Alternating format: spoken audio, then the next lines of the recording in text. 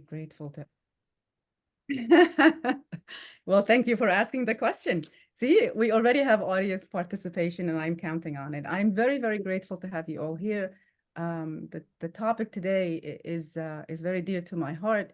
I have been working in the field of transformational technologies, and my earliest work had been in decision support system, early AI days, when it was a lot simpler than it is today and not so empathic or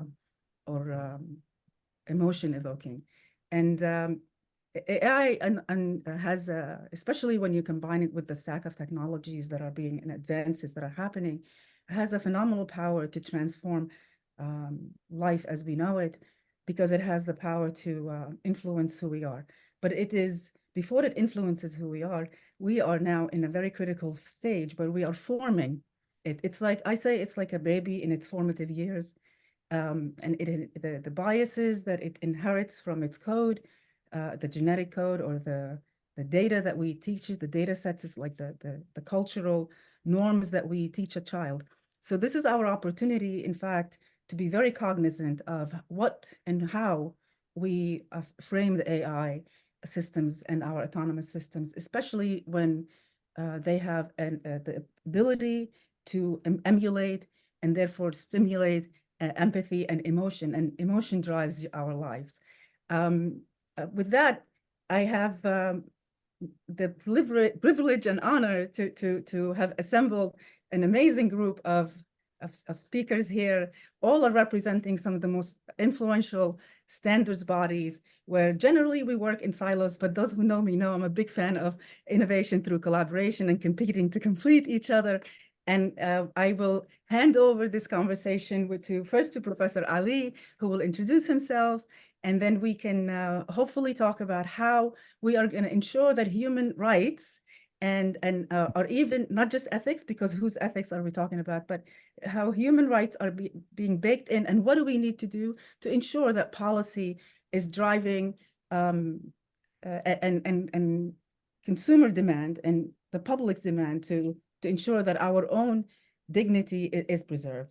And maybe we can actually redirect the future of humanity. With that, I thank you once more, and I will hand it over to Professor Ali to introduce himself, or Angelo, if you want.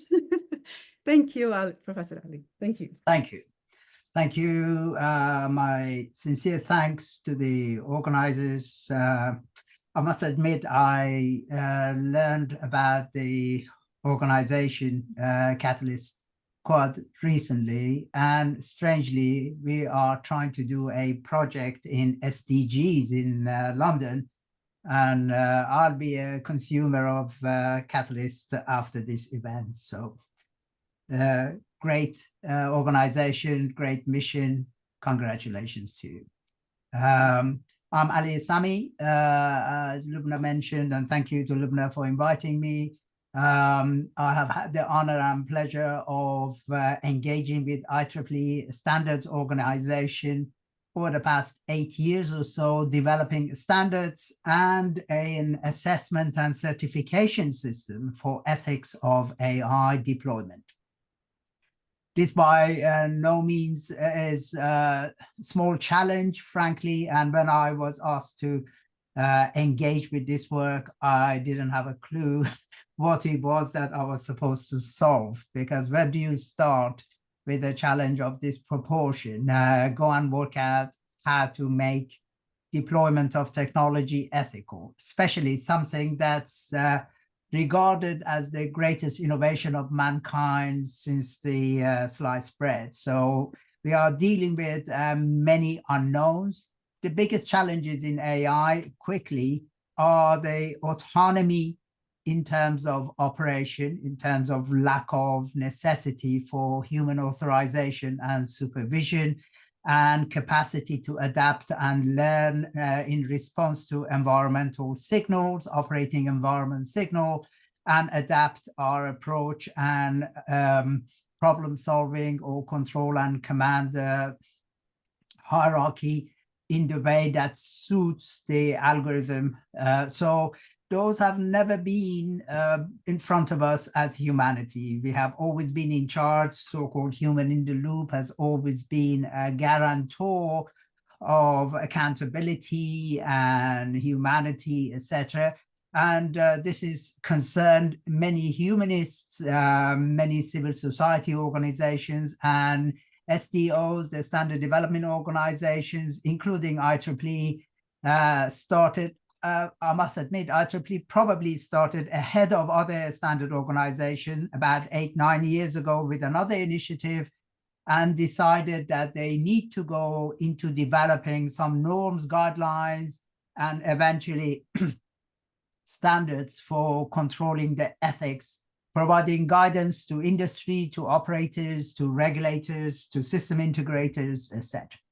So two anecdotes from this work, and I'll be more than happy to elaborate later. One is development of a whole series of AI ethics-oriented standards called IEEE 7000 series.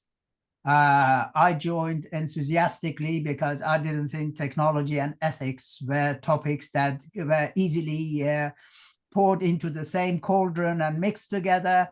So I was more intrigued than basically had anything initially to offer. I joined the IEEE 7000 standard. This is a standard for addressing ethical concerns in system design. It's a universal standard that applies to autonomous and intelligent systems, which is IEEE's speak for AI. This standard, probably one of the widest participation standards that I have worked in. We had roughly 70 panel members from all the continents of the world participating. And you can imagine something as controversial as ethics wasn't universally agreed by everyone. So it took 5 years of constant infighting and argument and change until we came to a consensus and published the first global standards on how to tackle ethical issues in major technological artifacts and innovations such as AI in 2021. Since 2021, the standard has been also adopted by ISO and IEC as a global standard, as ISO IEC 24748 standard. And now it is no longer just an IEEE, even though IEEE standard organization operates as a global entity, and IEEE itself operates as a global entity, is often wrongly badged as a North American and American in particular. But the standard is pretty much global, and I myself, humbly as the chair of that standard, ensured that it incorporated a global approach to ethical consideration rather than a particular local or preferred or so-called dominant flavor of it, depending on who felt they were more dominant at the time than others. So we've got that standard in place. The second thing, which I'll quickly mention, is the ethics certification and evaluation and assessment process.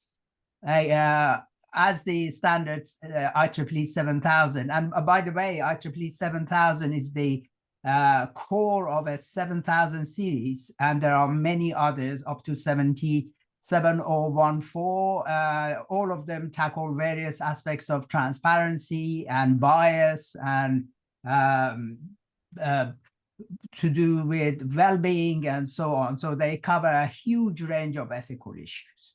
And these are essential for industry to have guidelines and not invent it themselves. And the guidelines as standards also fulfill a major purpose. And that is, we all know what we are talking about because we have a referential system that's universalized, if you like. Otherwise, we always have to ask, well, what did you mean by this? And what did you mean by that? And that's not the way the international community or even international trade works. We want interoperability. We want mutually understandable approaches to whatever we do. And that's the purpose of these standards. IEEE also started a program called Ethics Certification Program for Autonomous Intelligent Systems, or for AI.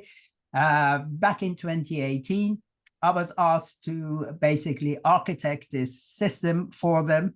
And this is the secondary, if you like, the pincer attack on the ethics of technology space, in the sense that now we have got a regime through which we can evaluate and assess key features, key emergent ethical features and properties of AI systems, whether they are concept, whether they are in initial development phase, whatever phase of the life cycle they exist in.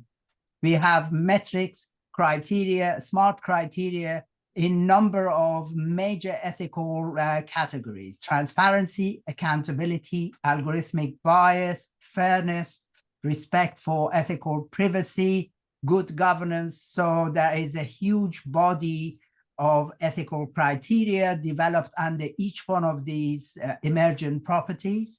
And it is possible now to evaluate a deployment, design, concept, or even decommissioning of an AI system for any of these attributes independently based on smart criteria rather than fuzzy opinions and assurances that you usually get.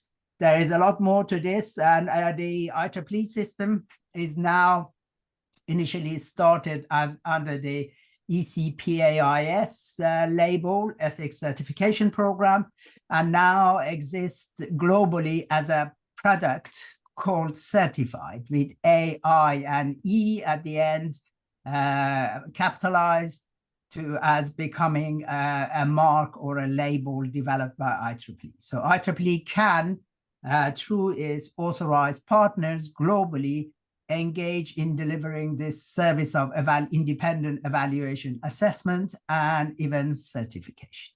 Thank you. Thank you. Thank you for this wealth of information. I hope you guys were taking notes. No. Fumi-san. Oh, thank you, Lubna, for your introduction. My name is Fumi Maruyama. I am invited senior researcher at a National Institute of Advanced Industrial Science and Technology in Japan. And I am now, I've been serving as a convener of ISO IEC JTC1 SC42 WG4 AI use cases and applications since the establishment of SC42 AI in 2018. And now I'm working on AI standards related to use cases and applications. And we have SC42 has now 64 nations, 40 regular members, regular nations, and 24 observers worldwide. And recently we had a plenary meeting, 13th plenary meeting in Seoul, and we had 250 plus delegates from our national bodies. And also we are working on many standards, and 28 published and 33 are under development. And we are working on a very broad range of standards on AI and categorized as a guidance and governance and management system, a terminology, a framework and reference architecture, life cycle and process, a quality, a security and privacy, and use cases, and of course AI specific items such as ethics and trustworthiness and performance and robustness of AI algorithm and data. And as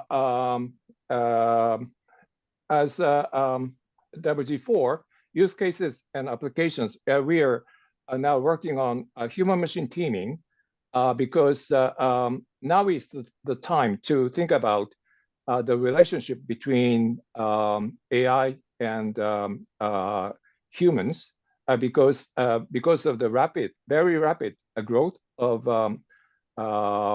development of AI. So I think we should think about what humans should do and what AI should do. And we are working on, we are very much have stress on working on AI standards, including use cases of human-machine teaming.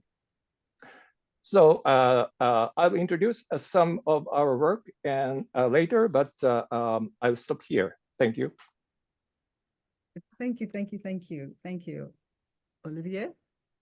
Yes, hello everyone, and thanks a lot for welcoming me on this amazing panel.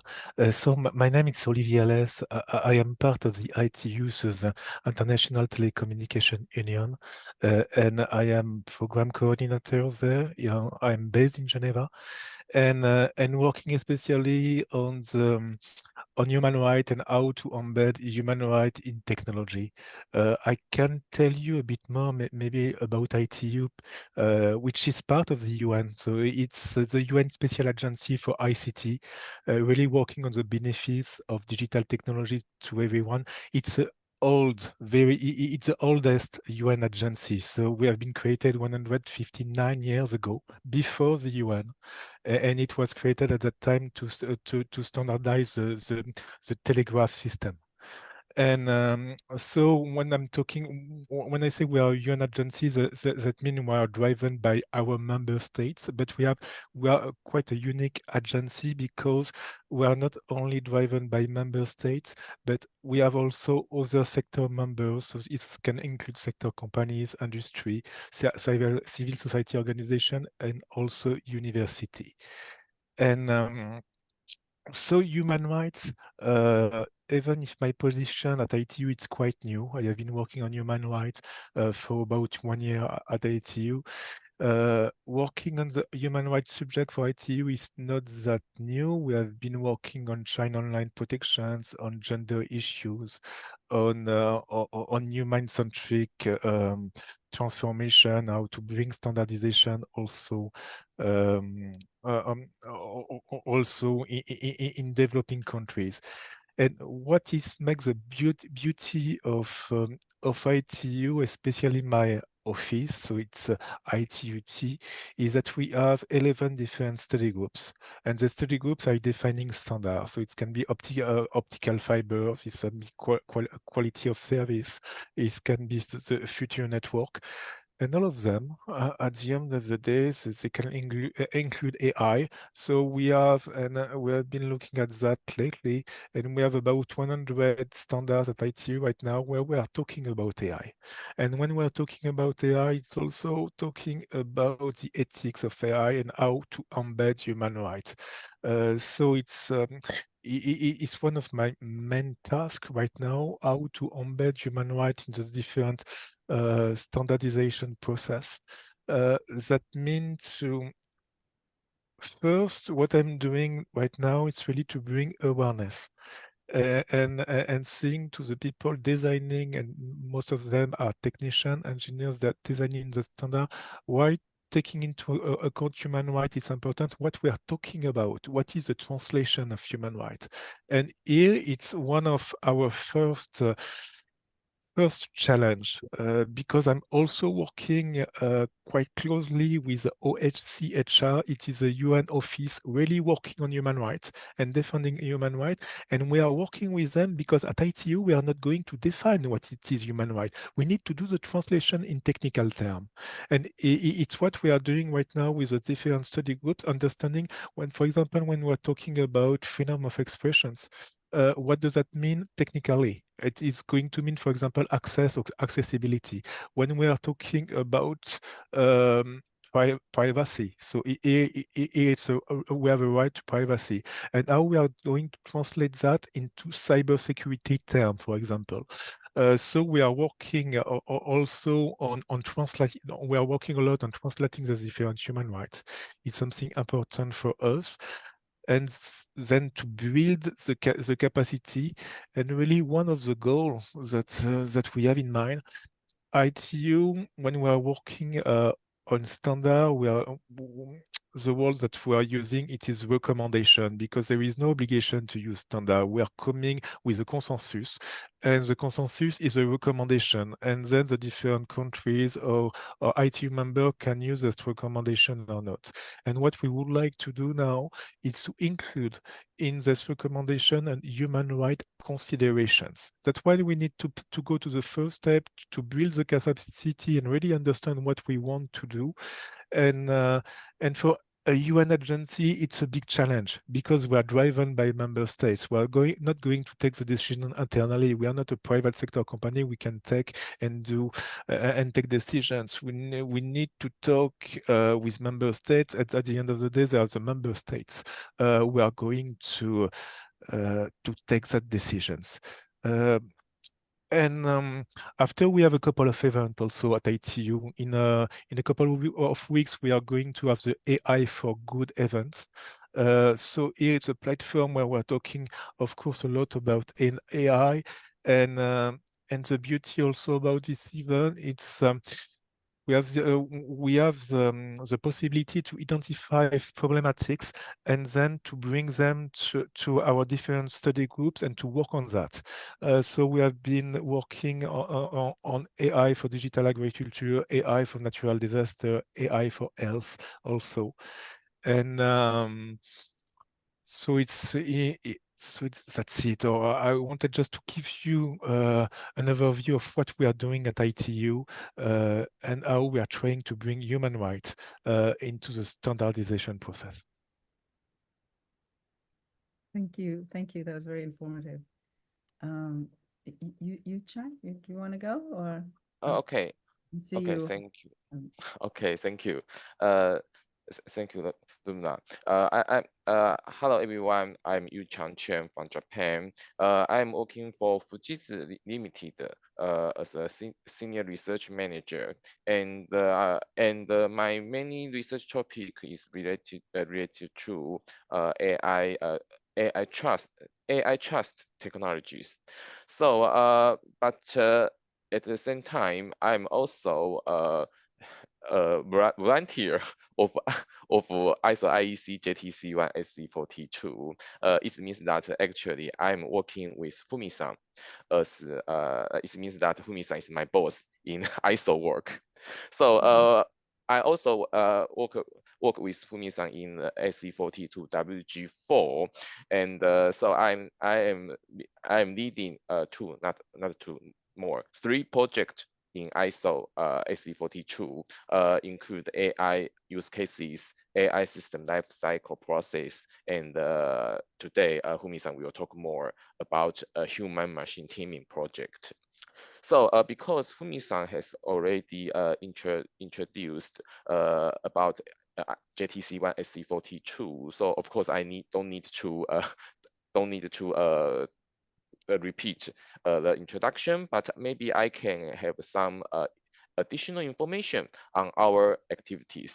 So as Fumi-san mentioned, SC42 have 64 or more participants, or we can say the member countries around the world. But I believe a very interesting fact is there are many so-called global south countries participant SC42.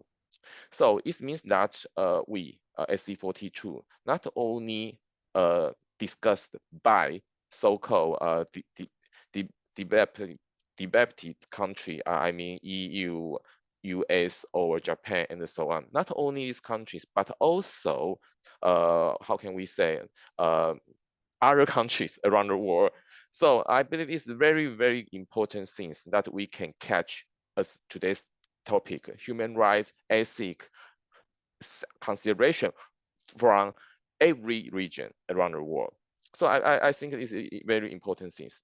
And regarding the projects in SC42. As Fumi-san mentioned, we have many guidance and maybe metrics about ethics, but our project not addressed in ethics directly, because in some case it is difficult to define what is ethic, because we all need to consider to define ethic in technology viewpoint. So instead of we focus on the keyword on maybe Fumi-san have already said explainability or trustworthiness or transparency and bias and so on. So we also have a lot of such kind of standard, and we also have more standard is in development. So but of course it is ISO standards, we take much time to make the global consensus, to make to catch what I said is to catch the all opinion around the world to make our standards. Okay, I will stop here, and happy to have this opportunity to discuss with you. Thank you.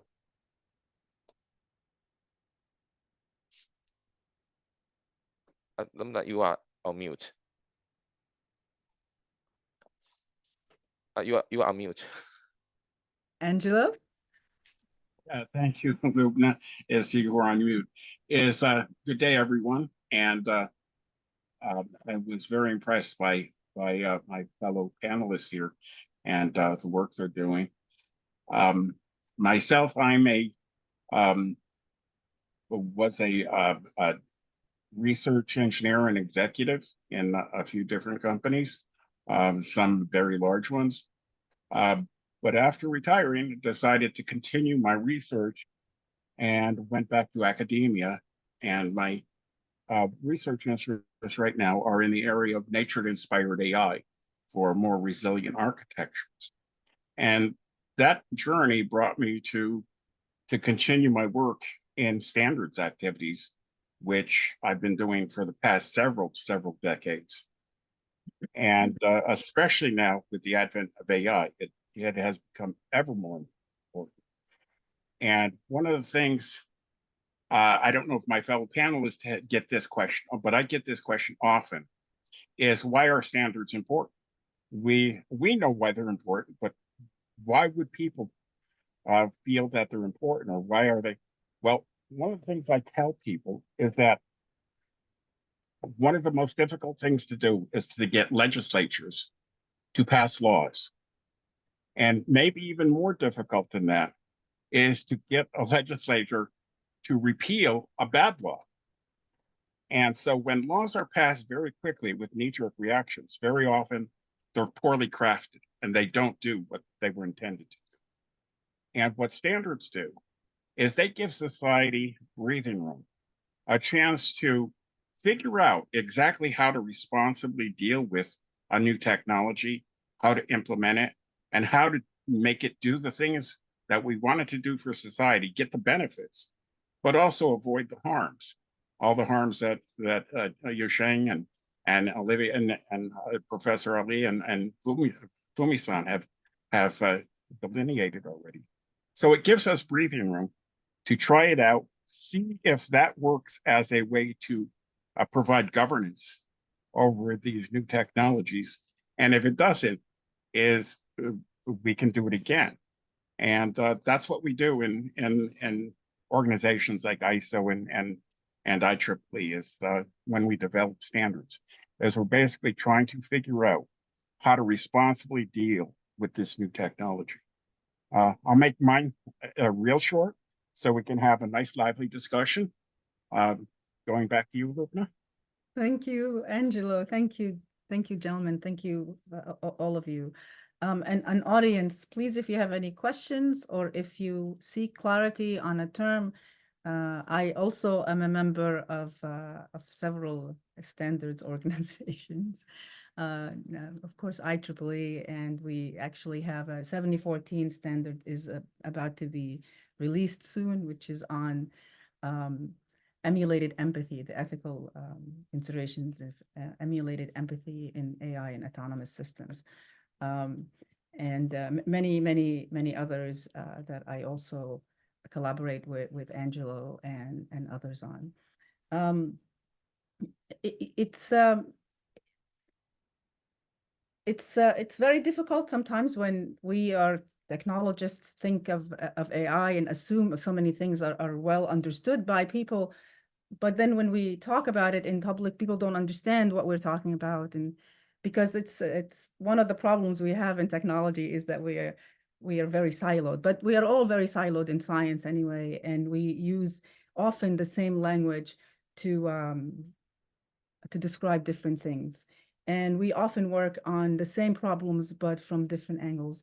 So what I'd like to ask you, and Fumi-san, I see your hand is up, so maybe you'll have to go first, but what do you think is our greatest challenge, other than translating and keeping cultural differences in the way that we speak, not only educational, but cultural differences? The other day I was using, for example, speaking of a Trojan horse, and then I realized if you don't have a background, or if you've not been taught about Greek mythology, you wouldn't know what I'm talking about. So we have these which is in itself a discrimination in my thinking, even though I had no intention. But how do we tease out? How do we engage the public even more? I mean, IEEE is actually open for anybody that wants to participate in contribution to a standard. So you're all welcome to come and do. But other organizations like ISO and ITU, and correct me if I'm wrong, you are they're government sponsored. So how do we accelerate our ability to deliver on what we also passionately contributing? And most of us, it's volunteer work, at least it is for many of us here at IEEE, at least on this panel anyway. And you, Fumi-san or Ali, please, gentlemen, just Yes. unmute. Yeah. Can I go first? Yes, please, sir. Yeah. About the participation, we have expert mode. So if you want to join, you have to consult with your national body, but maybe you will not be rejected, and you will be able to join some of our working groups. So that's not. I don't think it's a problem. And my question is about the human rights. So as you mentioned, of course, ethics is different from maybe different from country to country, and also human rights. Basically, we are working on technical standards, technical people, and we have difficulty to connect human rights in terms of technical issues. So by saying human rights, what to protect and to what extent we should protect. So that's if those points are clear, then we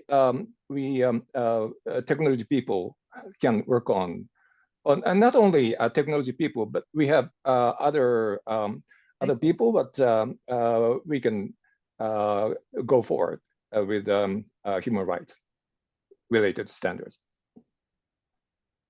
Professor? If I may, on, if you like, democratizing the space as far as incorporation of ethics in the argument, in the discussion, in the outcomes is concerned, I think the IEEE model is a good one in the sense that it doesn't need authorization. It doesn't need a national committee to say, I'm okay to participate. I can be an observer. I can be a domain experts, etc. It has its downside in the sense that you get a mixed bag of experts come, some of whom know much less than others. and there is no QA in these because of the respect for right of entry. But nevertheless, at the same time, that is a reasonably diverse and inclusive way of allowing the general public who finds something, even if they want to observe, they don't need anyone's authorization and N years of background in technology, etc. There could be a local butcher who wishes to understand ethics of AI, so be it. So in that respect, I have a special regard for IEEE's approach, and I understand more formal organizations such as IC, ISO need to go through a more recommended and, if you like, filtered approach. But nevertheless, the only place I have put a bit of a constraint on general allowance for participation is when we were developing smart criteria for characterizing ethical properties and rights in products and services that incorporate AI. And then I diverted slightly from open door approach of IEEE, and I wrote to them and say, sorry, you have asked me to run this project. I need to have some QA here. And we would like to more or less invite people who genuinely have something to add from whatever dimension, ethics, sociology, epistemology, or indeed AI technologies. On that basis, therefore, I would say global democratization of, at least in this territory, not necessarily on communications or 6G or 5G standardization, but when it comes to human values, human rights, I don't think we should have guardrails here to deny, even if it is an observatory role for anyone who has interest. Then on specifics, as I said, for example, IEEE 7000 was one such standard. There were absolutely no constraints on who could participate. So what I did as a result, because I noticed there was less participation from the Far East countries, but even though this was a global standard, in my travels there, I evangelized it. I went around much of China, Taiwan, Japan, etc., and ran speeches and talks with their SDOs, etc., and said, folks, send your representatives, let them participate, let them bring your flavor of, if you like, cultural heritage and value systems. This otherwise would be dominated by those who are participants. And that is one of the downsides of this rather exclusive nature of the standardization club.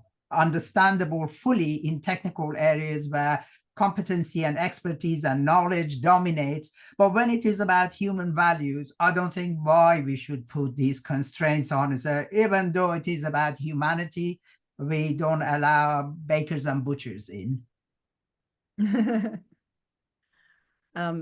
I know, Angelo, you have very strong views on some of these things that we were just discussing. And Olivia, it's the heart of your work. If you want to comment on this, please do. Yeah, of course. Maybe to step in first, because all I would be able to say right now is ditto. Professor Ali said nothing controversial from my perspective.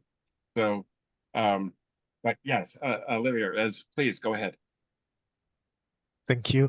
Now, at ITU, we have, as I said, different study groups for standardization, exactly 11 study groups. What we need to understand, the study groups are only open to ITU members. So you need to be a member state, you need to be a company, an academics who are part of the ITU. After being part of the ITU, it's not that difficult. You can get a membership, but it's really how it's work. After you can be invited also by your delegations. It's something that we are seeing quite often. You can go and talk to the people from your country that are represented at ITU and say, okay, I have something to say in the study group. Can I come with you? So it's something totally possible. After considering human rights is transversal. We cannot have a specific study group on that. So what we would like to have at ITU, and I will be very glad if we're able to have that, it is a focus group. So a focus group, that means here it is open.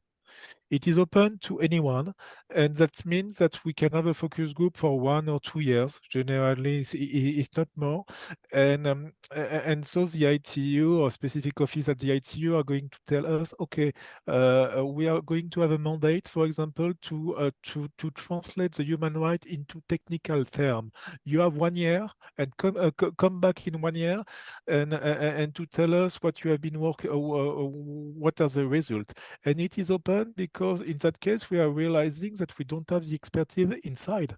And inside the ITU, when we need to talk to other agencies, we need to talk to academics, we need to talk to maybe individual people. So it's where is the beauty of focus group?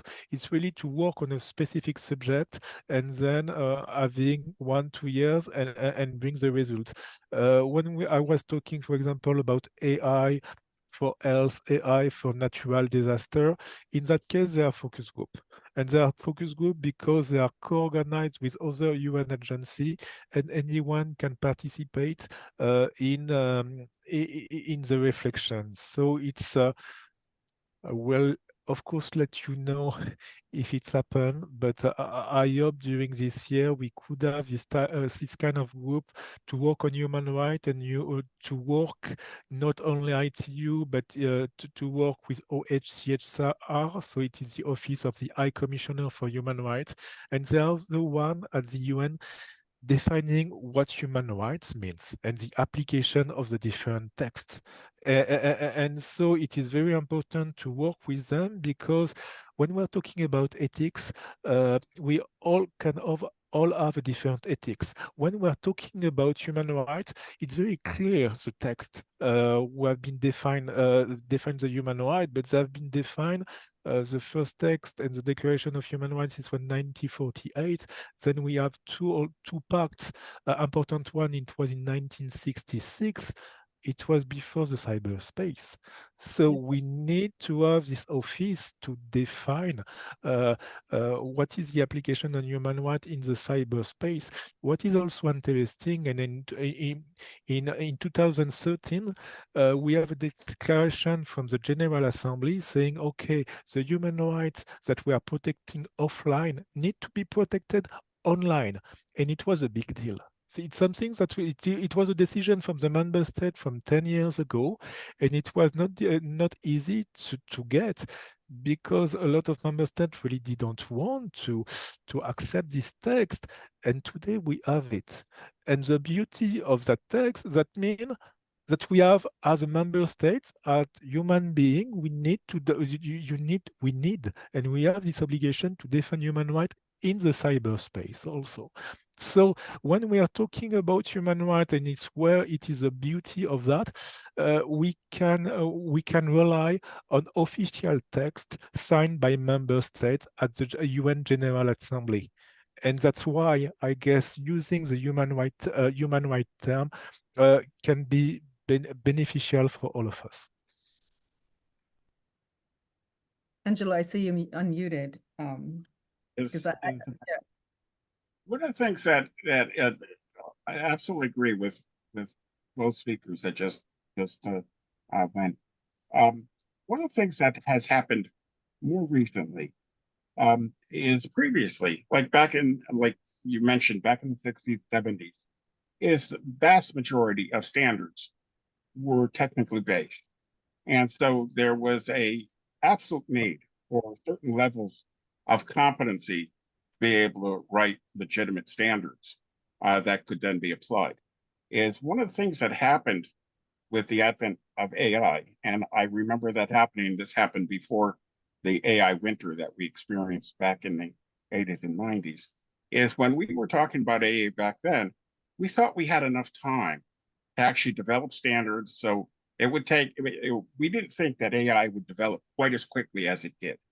And we thought we had the time to develop those standards. But it happened a lot quicker because of a few technological advances. Is AI basically started on an exponential curve, and we are where we are today. So it got ahead of us. And what also happened is then, because AI, its lifeblood is data, and it almost is always human data and personal data to actually make it work, is it naturally intersects with human rights and privacy. So it becomes not just a technical standard anymore of how we to make technology work, but now it becomes one, when you make the technology work, you're also impacting humans on a very personal basis. So now the standards, there's basic types, and then there's cross sections of the two. That's the ethically based standards, the technically based standards, and then a lot of them now are fused together because you can't do one without the other. And so that's where we are today. And one of the things that also has been a change, I don't know, Professor Ali and Fumi-san, maybe you're from that era also, so maybe not quite as from the era that I'm from. But the first time I was working on standard, I was a junior engineer. I was handed a document and I was told to rewrite a certain section. And that was for an organizationally based standard. So I wrote it, and it eventually got passed. But that was purely technical. What happens now is, and even then, is in engineering schools, part of every single course that was taught, our professors discussed the ethics of engineering. That was just part and parcel. It was expected. That has gone by the wayside some. And one graduate course that I taught is on power systems. I would give a lecture to start with on the ethics of engineering. And I could see in the audience there that some of the students were ready to fall off their chairs in boredom, and others were fully engaged. And so what it was telling me is that it's not part of the curriculum as it used to be. And that's something maybe that we have some responsibility to get that ethics, the engineering ethics, back into the curriculum as part and parcel of learning how to make technology work. So then it's not as big a deal when engineers scientists are talking about human rights and the ethics of applying technology, because they've already addressed that and they know how to maybe handle those questions when they come up and developing the technology. So just a slightly different perspective of how the culture has changed in the engineering environment. Yes, Just a yes. couple of thoughts. Thank you. Yeah, thank you. And we have obviously now the executive order, the AI Act, and I'm sure others like it across the globe. But it's still a matter of how do we facilitate, how do we improve the input across from all the work that we're doing in the different silos and the other groups as well, into these audits in a way that resonates, in the way that is understandable. How do we echo this and the importance of this work to the general public? Because that's who ultimately gets impacted. It's still a select club. I love the fact that there are focus groups, but you have to go to your representative. It's not, maybe I'm hoping we can start a collaboration in Catalyst to advance the work of standards and into policy and into understandability by the general public. And how do we drive compliance? If the AI systems, as they are magnifying the ethics of them and what is baked into them as we becomes more and more critical and dangerous as potentially as impactfully positive it can be, because it is magnifying our own moral compass and where we place emphasis and how we measure value, which today has led us to where we are today, which I'm not going to get into because we all know where we're at and it's very depressing. But the amazing thing is, just as fast as any of this has happened, as the suddenly ChatGPT comes to light and everybody is talking AI and it's in every other word, a meaningful change can happen as simple as it's a choice. It is an absolute choice, and we all can just make that choice. And if we make that choice, it'll be. But how do we create more engagement, gentlemen? How do we drive collaborations? We're still talking about our own organizations. We're still talking about how you speak to this, but have we made it so that it is accessible, understandable, applicable to the general public, to the kid in school that's being monitored and their emotions are being assessed? I mean, it's great if we're helping them express themselves, and maybe we can take a minute to share with our audience a little bit about some of the powerful use cases and some of the potential harms, and what obligation we the people have to ensure that our human rights as they stand are actually reflective of what is a human right and life right, because now we have AI controlled machines that can give life but can also take it away. So Professor Ali, since your mic is unmuted. Yeah, I'll make a start at this. First of all, I was going to refer to Angelo's observation that the so-called standardization and rulemaking was a largely technical endeavor not so long ago. And frankly, we owe it a lot to AI to more or less bring us to our senses that it's not only the technical issues, it's much of the peace and prosperity of the world are not hugely dependent on technical issues, on emotions, on values, on differential aspects of cultural acceptance or conflict. And they have nothing to do whether the frequency for 5G is such and such gigahertz or less or more, or there is N channels on a given frequency. So with that in mind, I was reflecting on the fact that we have 21 centuries of recorded civilization, of course, much deeper in parts of the world than 21st centuries, but even assuming 21 centuries of civilization, it's amazing that ethics, which is respect for our fundamental rights and values and beliefs, has only hit us so hard in technological area at the end of that 21st century. We are many hundreds of years behind recognition and acceptance of role of ethics in whatever we do. Why should it just apply to AI and not to medical, pharmaceutical, I don't know, transportation, etc.?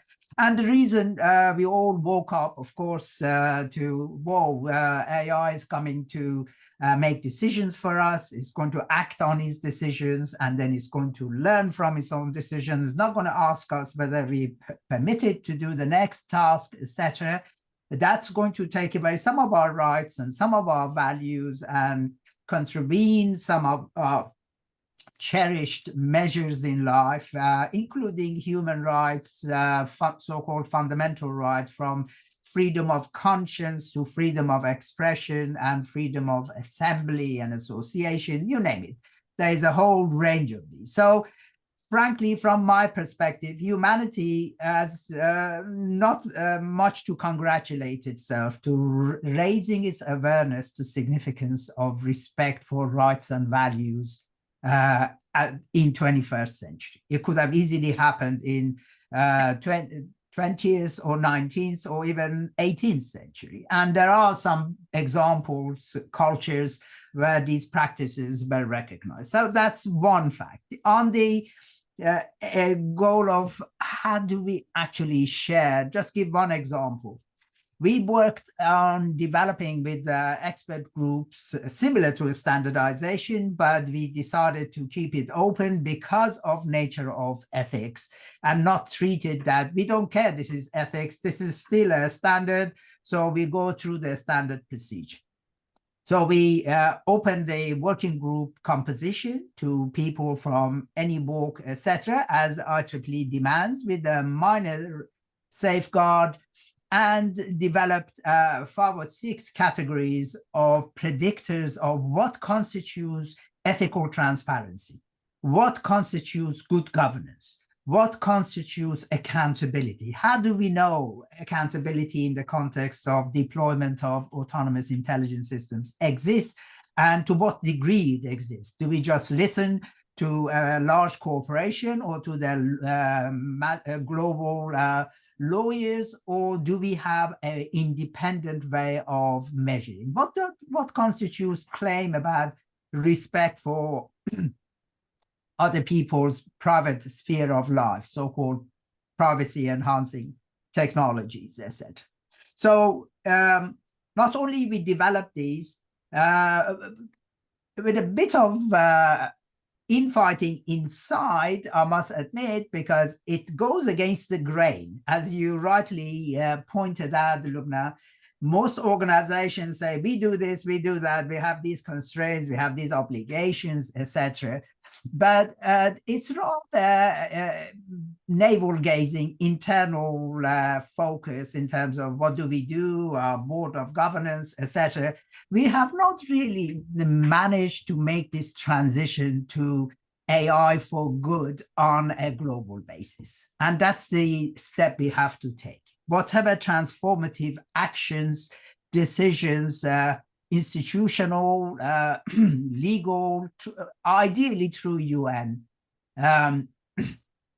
needs to happen, should happen, so that we no longer worry about our obligations, liabilities, etc. And these 5 or 6 packages that I refer to on transparency, accountability, freedom from algorithmic bias, respect for privacy, respect for fairness in AI-based decision-making, and good governance, or so-called ethical responsible governance, the metrics that we have developed are being used for evaluation and certification.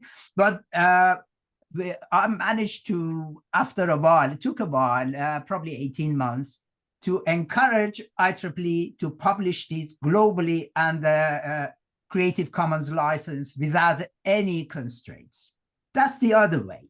We need to make the outcome of our work freely available if it has impact on our rights and values. If it is entirely about frequency and radio frequency interference and the nature of technology and materials, etc., it's understandable someone's commercial and global interest needs to be protected because they invested in it. If they genuinely mean what they say when they work on ethics, they need to come clean and show their hand to the rest of the international community and allow them to choose, and eventually a degree of global consensus on what appeals to majority would emerge. I'll give, so there are 5 what we call ontological specifications in those areas that I don't want to repeat, published under Creative Commons license for free. The other thing IEEE did, made many of the 7,000 series of standards also freely available to practitioners and governments, etc., so that there was no excuse we couldn't get our hands on it, or it was too expensive, we are just an SME, we cannot afford to spend so many $100 buying the standards that we use. So my challenge is, frankly, and my wish is, that the international community finds the courage to transform itself where it's dealing with the global good for humanity's sake. Thank you. We are actually out of time, but we will, if everybody is willing to stay, we will extend a few more minutes. And I would love to hear from, you know, a quick round from everybody else on the same. You know, for me, I think we have an opportunity. I mean, there's so much to dig into. There's a whole the whole bit of, even if the AI is, if all is well and it takes the data and the data as is, the outcomes will be horrifying because we have not been, because it's reflective of what we've been and what we've not been. Very, we use laws as a, you know, being following the law and being ethical clearly have demonstrated themselves to be very, very different things. And we really have a very important job right now to make sure that we use this opportunity to actually transform ourselves. Because it is, the problem is not in AI, so let's not, it is in us. We cannot continue to propagate what we have propagated. We hide behind laws and ethics, but whose ethics are they, and where are we placing emphasis? How are we measuring value? And if you strip yourself from your titles and from whatever else that constrains you, it is not about the beauty of life. It's about how much money, and money is meant to be a means to something and not the thing itself. Life and the enjoyment of it needs to be. So we are in a position as players of across very influential organizations to actually affect this change, but we need to rally the support of the people. And to do that, we need to make it accessible, understandable, because I'm not sure how many people really realize how, even when they speak with ChatGPT and says, oh, I understand you, I'm sorry, I made a mistake, when it hallucinates, that it's affecting your emotion. So I worry about the freedom of an independent thought even. Because you know, and we have a second panel later, we talk about games and behavioral change. So if I were a genie in a bottle, and I trust that you're all very, very well intended, because we wouldn't be here together today, and I wouldn't admire you to the level that I admire you if you weren't. But what do you think we can do, and how can Catalyst help catalyze this change so that we can affect the change that we need to affect at the state level, at the global level, but also to make it really accessible to the butcher, to the shoemaker, and to the child that's playing with a doll that they don't realize it is forming their future. Each of you, please give me a minute or two, as we have to wrap up then, which I could keep you forever here. No. You know, Olivier, then you, Chung, please, because I have not heard you say much. Okay. No, thanks a lot. No, it is an important question. Just to give a couple of input at the UN level right now. So we have the Global Digital Compact, for example. We have also to try to give a roadmap to the global digitalization. Right now, there is a zero draft, and if you type on Google Global Digital Compact Zero Draft, it can give you an overview of what UN expects to do. Concerning AI, there is an AI advisory body for the Secretary General. They came also with a report. So just to tell you, UN comes with a couple of solutions after the whole difficulty. And we need to be clear on that. The decision also need to be taken at the national level, and if you want to catalyze, maybe could be used to put a pressure government and say, okay, we need to have privacy, we need to have data protection. And I'm thinking about some countries, and the US, for example, they don't have a federal law for privacy and data protections, and it can be a problem. And so also the UN can come with ideas and texts, but if it's not accepted at the national level, it could be problematic. So regulation at the national level, it's also key, and accepting recommendation from the UN at the national level, it's clearly key. So I leave you the floor. Okay, thank you. Maybe if I have time, I would like to provide some comment from my perspective. So in general, Fumi-san and I is in a sensitive position because we can't affect ISO's policy or ISO's rule. We are just a volunteer, but if we are following today's discussion, actually, I am very happy to heard all of your comment and consideration. It's very informative for me.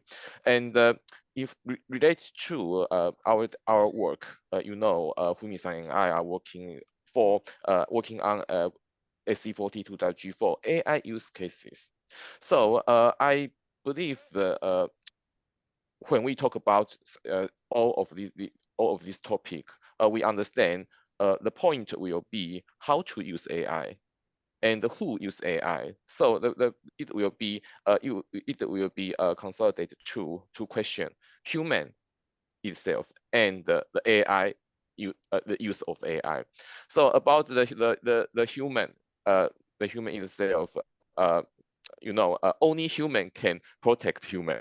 So if we consider the human rights, we need to. I think the most important is we need to let everyone, not the AI provider, the engineer, but also everyone who maybe use AI, have the basic education related to understands the limit of AI or the effect of AI. That's the first thing.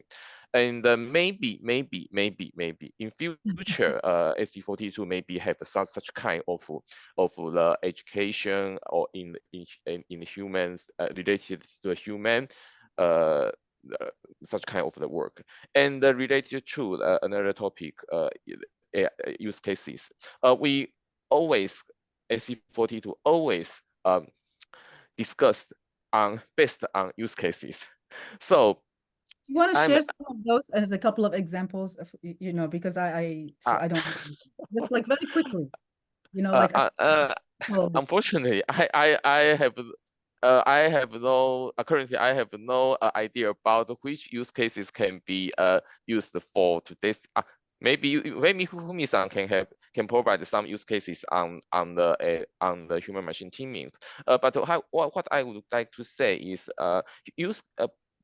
our discussion can be based on use cases. So WG4 SC42 WG4 always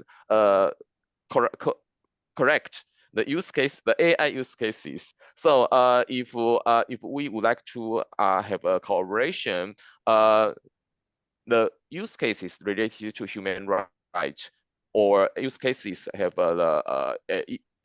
ethical issues or something like to resolve the ethical issue or human rights issue, it will be very useful. And if we, I mean HWG4, SC42 WG4 have such kind of use cases, we can make a proposal to really to bring to transform the human rights to the technical requirements.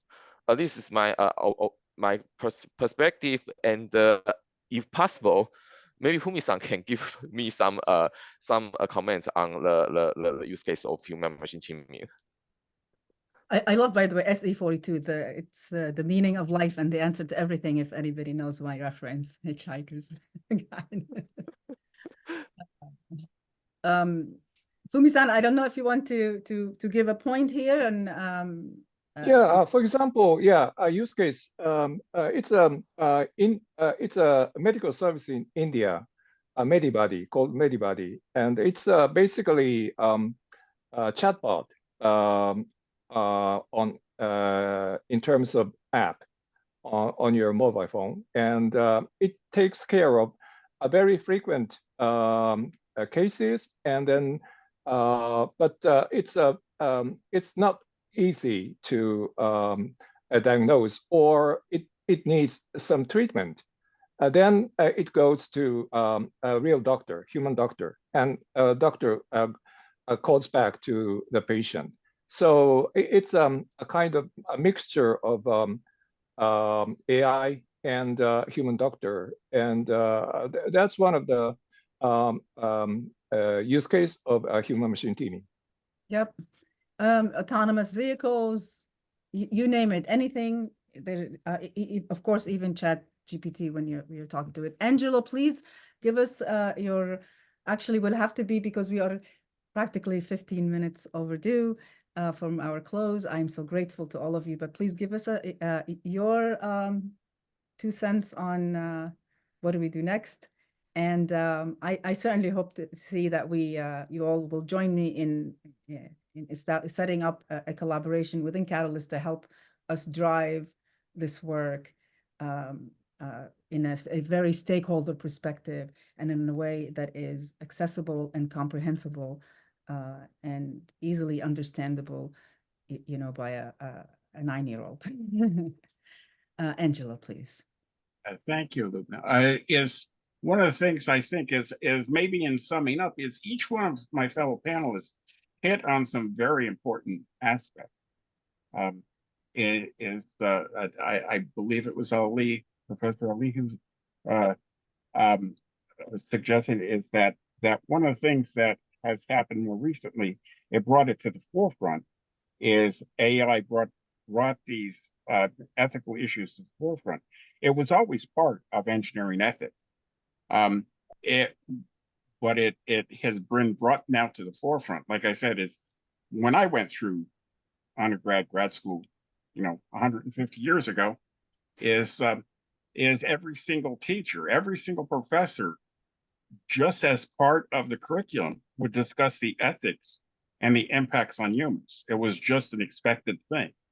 I have seen that sanitized from the curriculums more lately, and it needs to be reintroduced. I don't know why that happened.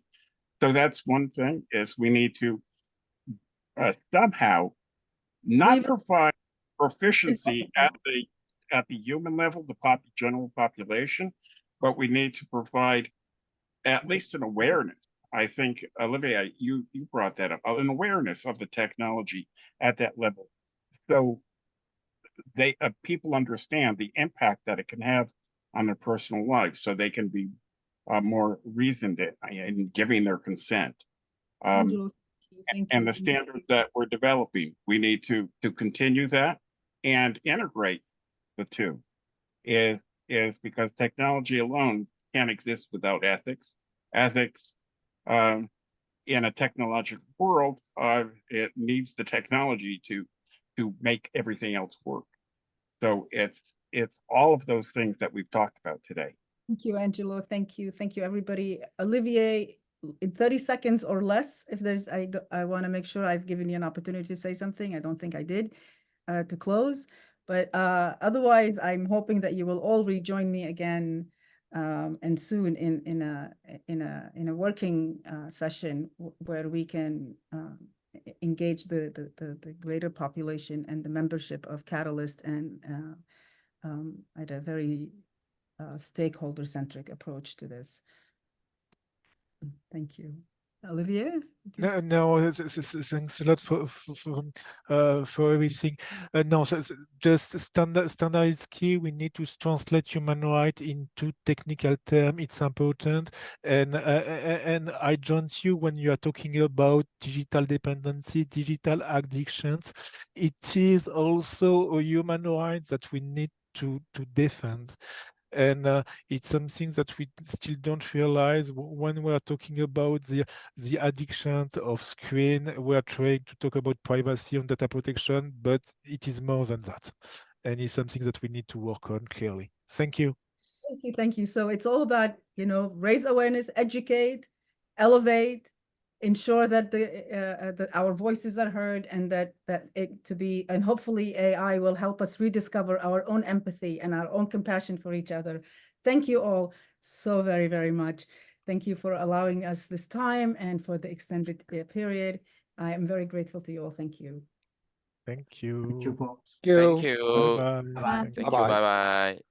Thank you so much, Lubna. Thank you, Lubna. Thank you. Thank you all for an amazing session. Yeah.